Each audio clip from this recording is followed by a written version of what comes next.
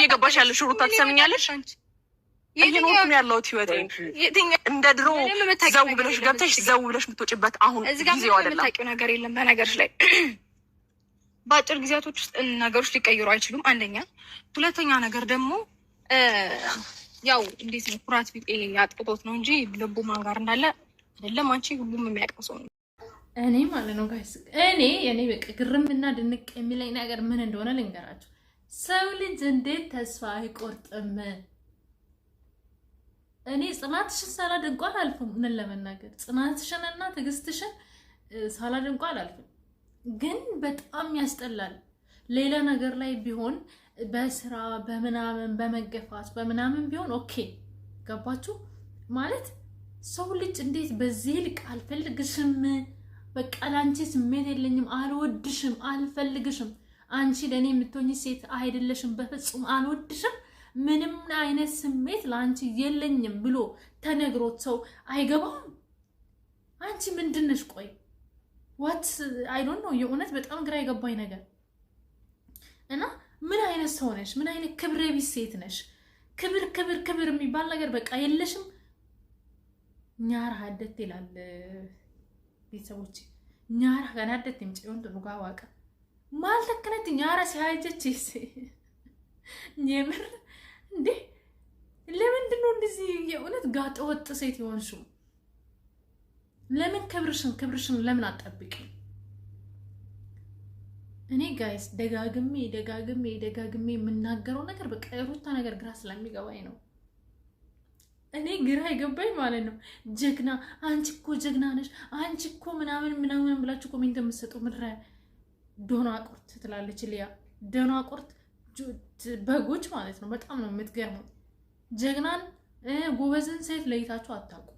የምሬትን ነው የምነግራችሁ። ጀግና ማን እንደሆነ አታውቁም። ሲጀመር ጀግና ሰው ባለፈበትም አላለፋችሁም። እናንተ በጥብጦ ካላጠጣዋችሁ አይገባቸውም። ራሳችሁ ላይ ስሩ። እንደዚህ ምናችሁ ኮሜንት የምትሰጡ ሰዎች ማለት ነው ሩታ ጀግና ናት፣ እንደዚህ ናት። ጀግናማ ማለት ነው ክብሯን ታስጠብቃለች። እሺ ጀግና አንድ ሰው አልፈልግሽም ብሎ አይደለም ፊት ሲነሳት ቲቨር ብላ ነው የምትረጥ መንገዷን የምትቀይረው አይደለም። እንደዚህ አልፈልግሽም ላንቺ ስሜት የለኝ እንጂ ያለት ይቅርና ማለት ነው። ጀግና ሴት ብትሆን እንደዚህ ክብሯን በቃ እዚህ ምድር ላይ ከአብርሃም ውጭ ወንድ እንደሌለ አድርጋ አታስብም ነበር። ጀግና ሴት ብትሆን ሌላ ከሱ የተሻለ ማግባት እንደምትችል የምታውቅ ሴት ማለት ነው። የእውነት ስነግራችሁ ከእሱ ከአብርሃም የተሻለ ሰው አገባለሁ ይሄዳ ምናምን ነው የምትለው ጀግና ሴት ማለት ነው። ለዛውም እንደዚህ ፊት ለፊት ይኸው እሷ ናት ከአንቺ የተሻለች ሴት ብሎ እኮ እያሳያት ነው ሄርሜላ ማለት ነው። ገባችሁ? ሄርሜላ ከአንቺ ትሻላለች በብዙ ነገር ብሎ ፊት ለፊቷ እያሳያት ነው። እና እሷ ደግሞ እኔ ነኝ የተሻልኩ በግድ እኔ ከሄርሜላ እሻላለሁ፣ እኔ ነኝ የምሻለው ለአንተ አባረከም ቤኩ ቡዳ ይላል ኦሮሞ። እሱ እኮ በቃ ትቶሽ ሄደ።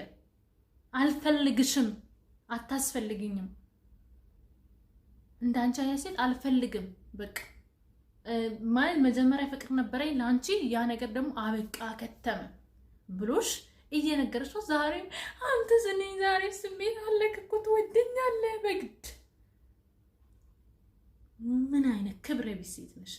የእውነት በጣም ነው የደበርሽኝ። እውነት በቃ እኔ እንጃ ክብርም ምንም ነገር ላንቺ የለኝም። እኔ ቆፍጣና ሴት ነው የምወደው። አብርሃምን ብትወጂ ምናምን እንኳን ማለት ነው እንትን ብትይ የእውነት ለምን እውነት ፍቅር ለአብርሃም ካለሽ ራሱ ማለት ነው በእንደዚህ አይነት ልክ አይደለም ቤትሽ ውስጥ ቁጭ ብለሽ ማልቀስ ነው። በቃ እግዚአብሔር በቃ ልቤን ጠግንልኝ፣ በቃ የተሻለውን ሰው አንተ ትሰጠኛለህ፣ በምክንያት ነው የልጅ ከኔ ህይወት ውስጥ ያወጣሽ ብለሽ ብቻሽን ማልቀስ ነው ኦኬ፣ እንጂ በእንደዚህ አይነት መልኩ በመጋጋጥ የሚገኝ ነገር የለም።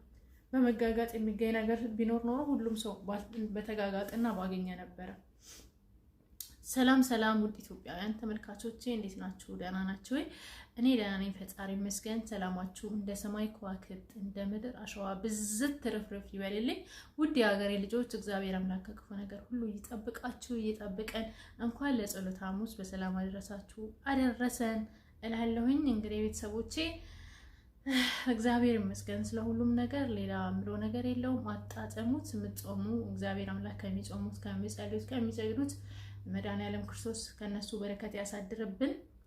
ተዋህዶ ሃይማኖት ለዘላለም ጸንታ ትኖር እያልኩኝ እስቲ አንድ ቪዲዮ አዳምጡ። እስከ መጨረሻ ይሄን ቪዲዮ አዳምጡ። ላይክ፣ ኮሜንት፣ ሼር ማድረግ እንዳትረሱ። ኢንጆይ ቪዲዮ።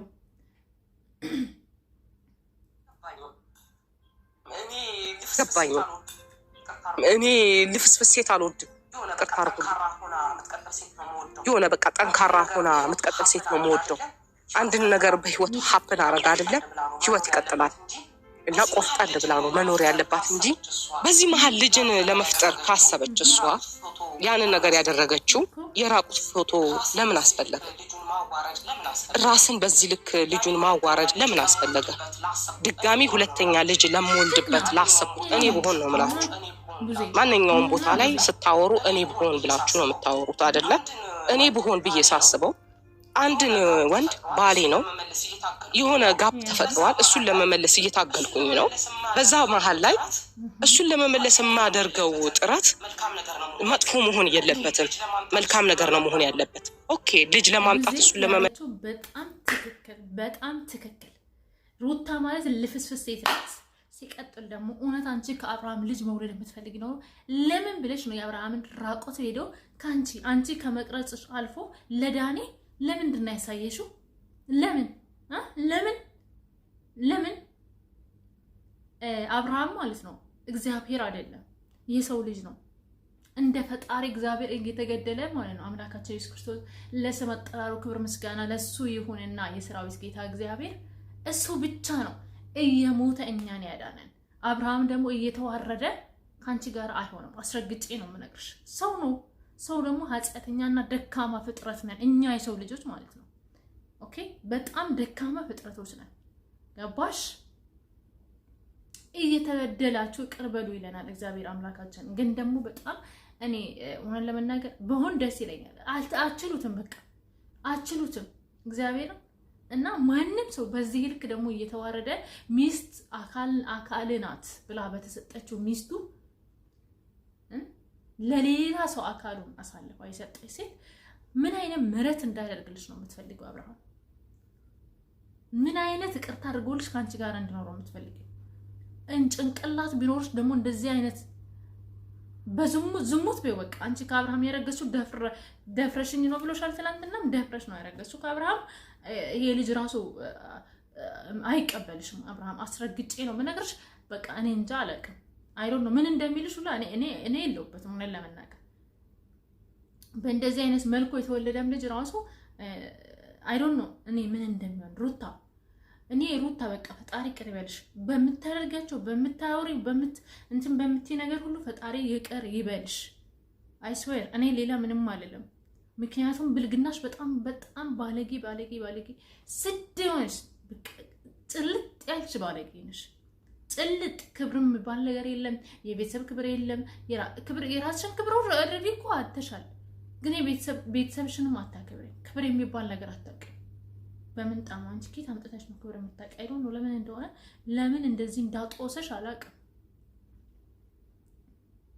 እኔማ ጋይስ እኔ ጾሙ ይምጣ። አሁን ጾም ሊወጣ ነው። በጣም ብዙ ነገሮችን እየሰማው ነውና እያንዳንዷን አምጥቼ ነው የማሳያችሁ። እያንዳንዷን ማለት ነው። እያንዳንዷን ከዛ ትችዋለሽ የሚመጣውን ነገር ማለት ነው። ዛሬ ሩታ ጀግናችን ምናምን የሚሉሽን ምን እንደሚሉሽ ታይዋለሽ። ነውርን ክብር ያደረግሽ ሴት ማለት አንቺ ነሽ።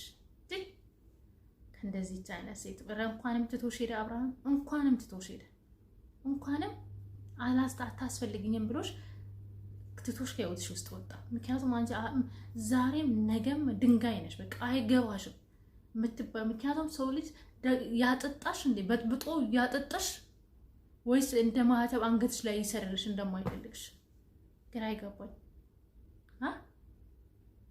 ጆሮ ጌጥ አይሰራም እንጂ አሰርቶ እንትን ልልሽ ነበር። እና ሲጀመር አንቺ እውነት ለመናገር ቅናታም ነሽ። በቅናት ያበሽ ወይ ቅናትሽ ነው እንደዚህ የሚያደርግሽ እንጂ እኔ አይመስለኝም ጋይስ። እኔ ይሄ ሩታ ከአብርሃም አርግዛ ነው የሚለው ነገር ማለት ነው እውነት እኔ በፍጹም ነው የማልቀበለው። በፍጹም ማለት ነው። እውነቱ ስነግራቸው